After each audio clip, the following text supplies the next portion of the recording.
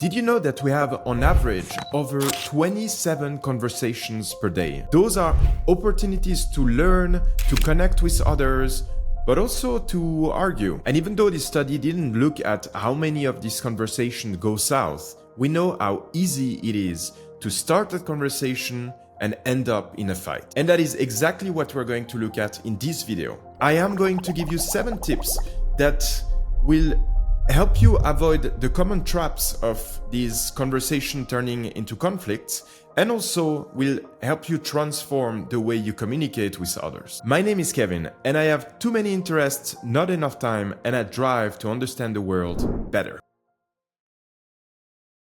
Not everyone has the same goal when they go into a conversation. Some of them want to only share their own experience. Other wants to win and persuade, and maybe some want just to have another opinion on a specific topic. So it is extremely important that you understand when you go into a discussion what the other wants actually from you. And understanding the purpose will help you tailor your own responses and make sure that you engage in the right way with the discussion. For example, imagine someone telling you that working from home is the best solution. But maybe what they actually mean is that for them, working from home enables them to really have a nice work-life balance. And they actually don't mean that working from home should be the basic, the standard, or that it's good for everyone. So it's important to understand what is the starting point of the conversation, and that will really influence the tone of the conversation. And the best way to align on the starting point in a discussion is by using open questions. For example, you can ask, what's the most important point on this topic for you? Or what is your personal experience with this? Once you get that out of the way, you're ready to be aligned on your discussion and have a productive exchange. And sometimes the other person is not the problem. Maybe it's you. So when you go into a conversation, ask yourself, what is my purpose in this discussion? What do I want out of this? If you realize that it's a topic that is super important for you, so you really want to be right or persuade the other, you might run into a challenge and the conversation might turn sour pretty quick. But once you realize this, it's your choice to actually change it. You can approach it with curiosity and open up doors to learning. In my last video, I discussed this topic and I argued that we should approach conversations like philosophers rather than politicians. So if you didn't see this one, you can check it out. I will link it in the description. So many of our misunderstandings actually come from language. And we often assume that others have the same information that we have or the same definitions. But actually, it's really not the case. We all have our own concepts and we approach every topic differently. So to avoid any confusion, the best way is to define the most important terms and concepts as soon as possible in the discussion. Take the topic of success, for example. We all have different concepts of what do we mean by success. For some people, that might be having a lot of money or a lot of power, while other people might focus on having a great work-life balance. Or if you're discussing healthcare, some people might think that healthcare should only cover the basic needs, and that's the purpose of having healthcare, while someone else might think that it's about well-being and the quality of life. If you're having a conversation about success or healthcare, and you both have another definition of the main topic, you are going to be misunderstood and you're going to misunderstand the other. And this is something you can absolutely influence. When you realize that there might be a misunderstanding, just clarify it yourself. For example, you can say, when I talk about success, I mean being fulfilled with my work. What about you? And this simple move ensures that you're both on the same page.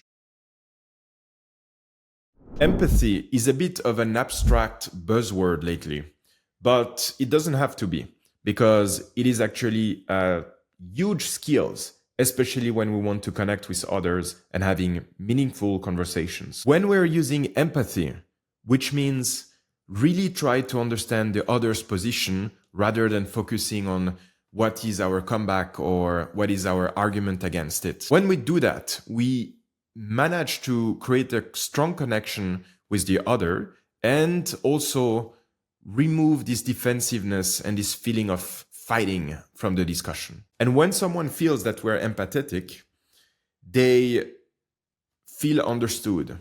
And that allows then a productive discussion. Imagine someone who is against electric cars, for example, and they're worried that the production of the electric batteries have a negative impact on the environment. Well, at this point, you have two potential answers. The first one is aggressivity. We might go directly to the person and say, "You're stupid to think about this, look at the studies," and so on. You're simply bringing your own arguments without trying to understand the other's position. The second option is to empathize and putting yourself in the shoes of the other. In this case, that means telling the other that they are potentially having a good point and that there is an environmental cost from the production of these batteries. And then you can connect with your own argument. Let's look at the comparison of the production of these batteries with the environmental impact of traditional fuels, for example. And when you recognize the perspective of the others and really listen to what they say, it shows that you value their input. And that opens up a way for a productive discussion rather than going into a conflict. The key to this is to use sentences like, "I see where you're coming from," or "That's an interesting point. I never saw it this way. What do you do when you're faced with this counter argument," for example? And rather than seeing this counter argument as something negative, they will actually start activating the brain and really dive into the conversation. On top of that, that shows mutual respect and that will ensure that the conversation doesn't go sideways. This one is probably my favorite, and I really use it all the time. It is simply to try to understand what's the main point of disagreement. So many conversations go off track without realizing where do the disagreement arises actually. So the goal here is to really narrow it down. What's the problem? We mostly are in agreement, but there is one single thing that is creating this conflict. What is it? And sometimes it can simply be the topic of discussion. In a debate about social media, it could be that one person has concerns about the effect on mental health of its usage, while someone else might simply be worried about the data privacy issues. By identifying those points of disagreement, you can pinpoint what the issue is, and then you can start resolving it and making sure that you're all on the same page. The best way to bring this up for me is simply to say, it seems that we're on the same page, but we just have one point of disagreement. Let's try to pinpoint what it is and continue the discussion afterwards. When you focus on winning a discussion, it will turn into a competition rather than an open exchange. And there are many signs that shows for yourself that you're going into this kind of winning mentality. So try to be more self-aware next time you go into a discussion.